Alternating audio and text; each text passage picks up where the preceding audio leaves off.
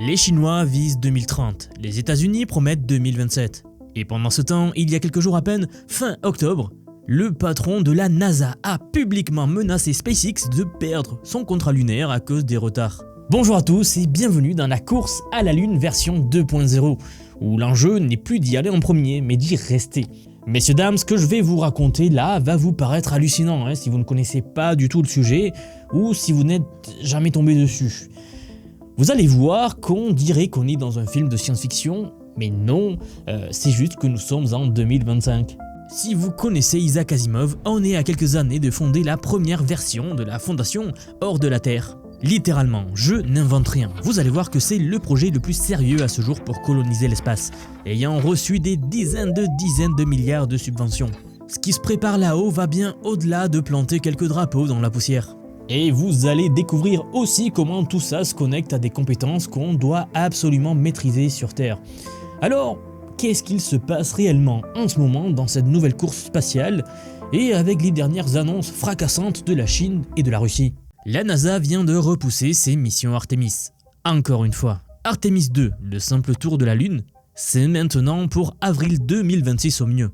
Et Artemis 3, la mission qui devait poser des astronautes au pôle sud lunaire, s'est repoussée à mi-2027. Mais si je vous dis ça, c'est car en août dernier, Sean Duffy, l'administrateur par intérim de la NASA, a sorti le marteau. Le but principal est maintenant clair. Ils veulent un réacteur nucléaire sur la Lune d'ici 2030, point final. Alors, ok, mais pourquoi cette urgence soudaine là? La Chine et la Russie ont annoncé leurs propres intentions de placer leur propre réacteur nucléaire lunaire d'ici le milieu des années 2030. Et celui qui arrive le premier peut potentiellement déclarer une zone d'exclusion autour de sa base. Voilà donc pourquoi Duffy a mis la pression sur SpaceX fin octobre. Leur gigantesque vaisseau Starship accumule les retards et la NASA commence à regarder du côté de Blue Origin, vous savez, l'entreprise de Jeff Bezos, ainsi que d'autres entreprises. SpaceX a répondu dans un communiqué public proposant une architecture simplifiée pour accélérer les choses. Mais beaucoup d'experts pensent qu'on ne verra pas d'alunissage américain avant 2029, peu importe qui gagne le contrat. Pendant ce temps, la Chine teste déjà son alunisseur Liuyun et prévoit d'envoyer ses astronautes sur la Lune avant la fin de la décennie. Donc voilà, le vrai défi de cette nouvelle ère lunaire n'est pas d'atterrir sur la Lune. Non, le véritable défi ici, c'est de construire là-haut, de transformer un désert hostile en quelque chose qui ressemble à une civilisation. Et nous sommes très bien partis pour ça. Vous allez voir, on va y aller crescendo, mais commençons par le problème le plus basique de tous, mais le plus critique aussi, l'énergie. Car oui, imaginez, un jour vous vous réveillez sur la Lune, et devinez quoi? Vous venez d'expérimenter 2 semaines de soleil. Alors vous pourriez me dire, oui c'est super pour les panneaux solaires, n'est-ce pas? Oui, sauf que maintenant vient la nuit lunaire. 2 semaines complètes d'obscurité totale. Et les températures plongent à moins de 200 degrés Celsius. Et à ce moment-là, vos panneaux solaires deviennent aussi utiles qu'un parasol en pleine tempête de neige, voyez-vous. C'est là qu'intervient le réacteur nucléaire dont je vous parlais. Car oui, en août, la NASA a complètement révisé ses plans. Fini le petit réacteur de 40 kW prévu initialement. Maintenant, il vise les 100 kW, ce qui serait assez pour alimenter une petite usine lunaire. Et ils veulent que ça se soit prêt pour le lancement en 2030. Alors il y a des entreprises comme Lockheed Martin, Westinghouse et même Rolls-Royce, donc oui, le fabricant de voitures de luxe que vous connaissez sans doute, qui construit aussi des réacteurs nucléaires pour les sous-marins britanniques aujourd'hui, et depuis 60 ans d'ailleurs. Ils travaillent tous déjà sur ce genre de système de réacteurs nucléaires lunaires. Écoutez, le concept est brillant dans sa simplicité.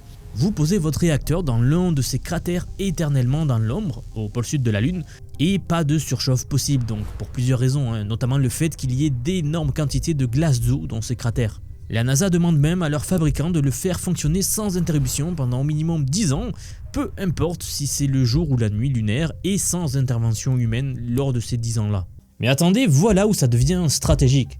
Ces cratères ombragés là, je viens de vous le dire, contiennent aussi de la glace d'eau que tout le monde convoite. Cette glace d'eau pourrait être utilisée pour plein de choses, par exemple de l'eau pour boire, après purification bien sûr, ou alors pour faire de l'oxygène pour respirer, ou encore pour faire de l'hydrogène pour le carburant sur place. Donc celui qui contrôle l'énergie et l'eau contrôle la Lune. L'enjeu est central et c'est aussi simple que ça, oui. Mais maintenant passons à quelque chose qui pourrait sembler presque comique si ce n'était pas assez crucial. Comment construire des routes sur la Lune?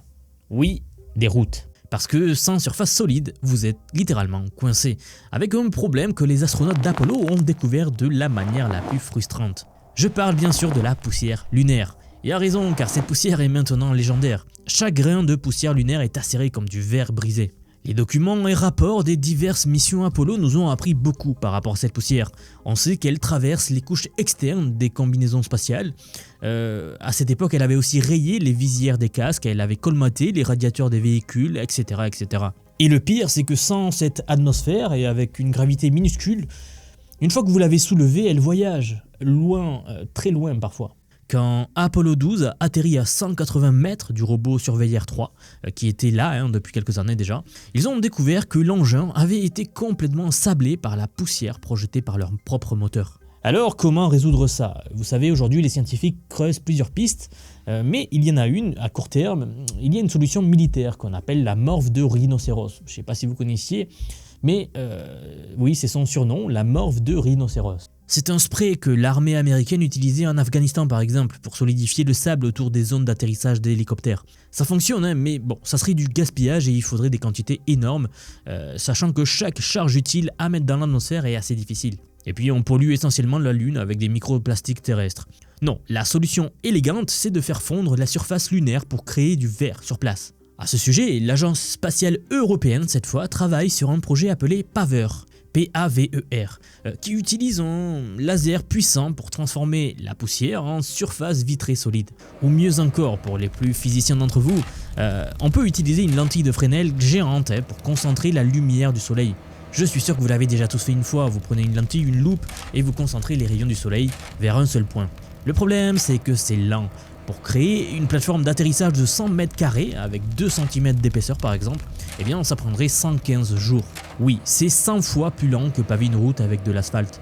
Mais sur la Lune, on n'a pas vraiment d'alternative. D'ailleurs justement, pendant qu'on parle des routes, les Chinois, eux, ont déjà franchi une étape majeure. Vous savez, en juillet dernier, ils ont révélé une machine révolutionnaire. C'est un robot qui fabrique des briques directement à partir du sol lunaire en utilisant l'énergie solaire concentrée. Le système utilise un réflecteur parabolique pour concentrer les rayons du soleil plus de 3000 fois, chauffant donc le sol solaire à plus de 1300 degrés Celsius pour le faire fondre et ainsi le mouler en briques. Pas besoin d'additifs ou de matériaux externes, juste du sol lunaire, du soleil et une ingénierie brillante. Maintenant, écoutez ça. En novembre dernier, ils ont envoyé des échantillons de ces briques-là sur leur station spatiale Tiangong via le vaisseau cargo Tianzhou 8. Les astronautes chinois sont en train de les exposer pendant 3 ans au vide spatial, aux rayons cosmiques et aux changements de température extrêmes pour tester leur résistance. D'ailleurs, la première brique devrait nous revenir sur Terre fin 2025 avec des premiers résultats. Les Chinois ne plaisantent pas du tout. Ils visent d'ailleurs leur première station de recherche lunaire internationale avec la Russie pour un modèle de base de d'ici 2030. Alors, à quoi ressembleront ces bases lunaires? Eh bien, la NASA a déjà conçu le premier habitat pour Artemis. Il l'appelle, écoutez bien, Foundation. Oui, messieurs, dames, si vous suivez la chaîne, vous connaissez très bien la Fondation. Je vous le rappelle, c'est un livre que j'ai toujours ici.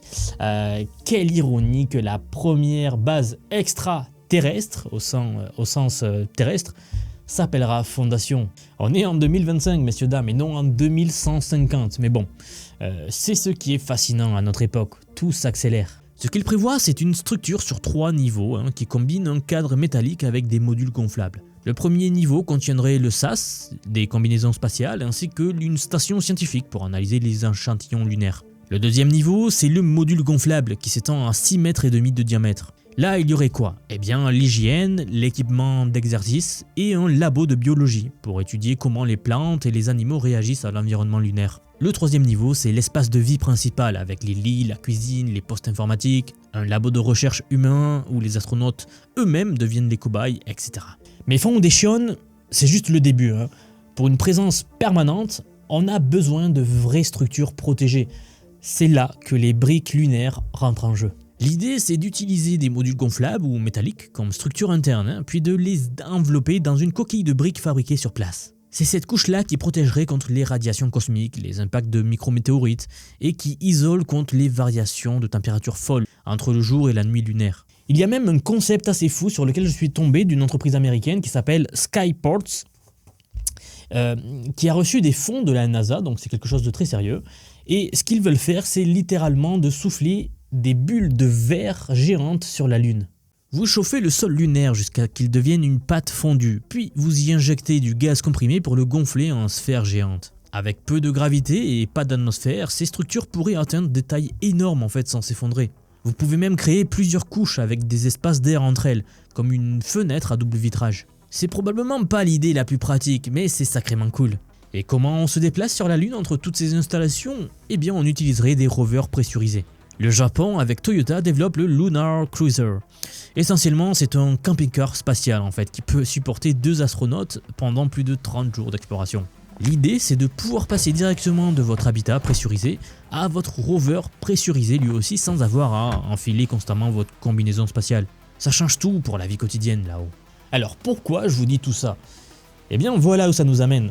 Toute cette histoire de base lunaire, c'est bien plus qu'une simple aventure spatiale excitante. C'est vraiment un laboratoire géant pour résoudre des problèmes d'ingénierie extrême qui ne peuvent être menés que sur la Lune et qui va faire progresser toute la technologie de l'humanité entière. Fabrication avec des ressources locales, système autonome, intelligence artificielle pour gérer des opérations complexes dans des environnements hostiles, robotique avancée aussi, on n'en a pas parlé mais c'est le composant le plus important dont on parlera certainement dans une autre vidéo. Ensuite il y a l'analyse de données en temps réel pour optimiser chaque décision. Car oui, vous voyez où je veux en venir, devinez quoi? Toutes ces technologies qu'on développe pour la Lune vont revenir sur Terre. Par exemple, les réacteurs modulaires pour alimenter des communautés isolées ici sur Terre, ou alors l'impression 3D avec des matériaux locaux pour construire dans des zones difficiles. Je pense aussi au système de contrôle alimenté par l'IA pour gérer des infrastructures critiques. Et enfin, bien sûr, la robotique pour opérer dans des environnements dangereux.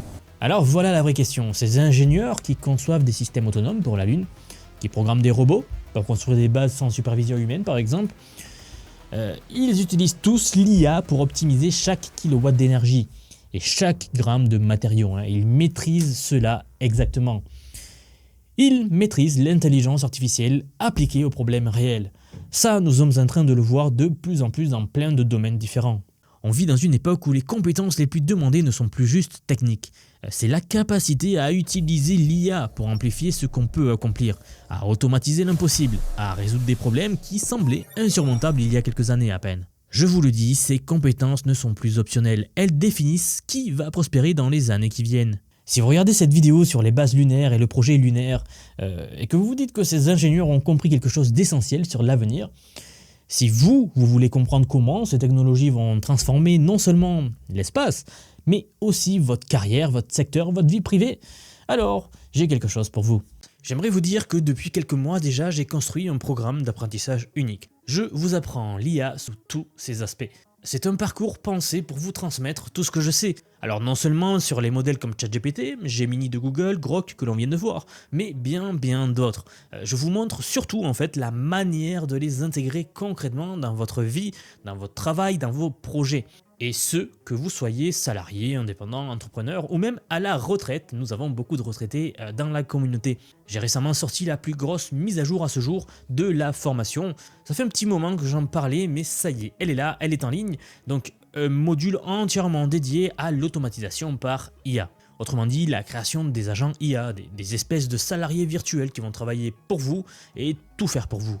En somme, vous faire gagner des heures et des heures et des heures. Vous êtes déjà plus de 4500 personnes à avoir rejoint ce programme, donc nous approchons des 5000, merci pour le soutien. Et enfin, sachez qu'il n'y a pas besoin d'être développeur, pas besoin d'avoir un profil technique, je vous prends par la main, et pas à pas, avec des leçons vidéo claires, des cas pratiques concrets, on voit tout ce qui touche à l'IA. Dernier point, mais pas des moindres, si vous nous rejoignez aujourd'hui, vous aurez accès à toutes les évolutions du futur sans surcoût, accès illimité à vie à tout ce que je veux vous apprendre. Donc aujourd'hui c'est un paiement unique, ce n'est pas un paiement mensuel, c'est juste un paiement unique et vous aurez accès à vie à toutes les mises à jour que je vais faire en permanence et que je fais en ce moment même. Si cela vous intéresse, vous avez les liens en dessous de la vidéo, donc soit en description, soit en commentaire épinglé pour nous rejoindre. Dans tous les cas, moi je serai très heureux de vous accueillir dans le programme. Si vous êtes encore là, merci d'avoir regardé jusqu'au bout et je vous dis à très vite pour la prochaine vidéo.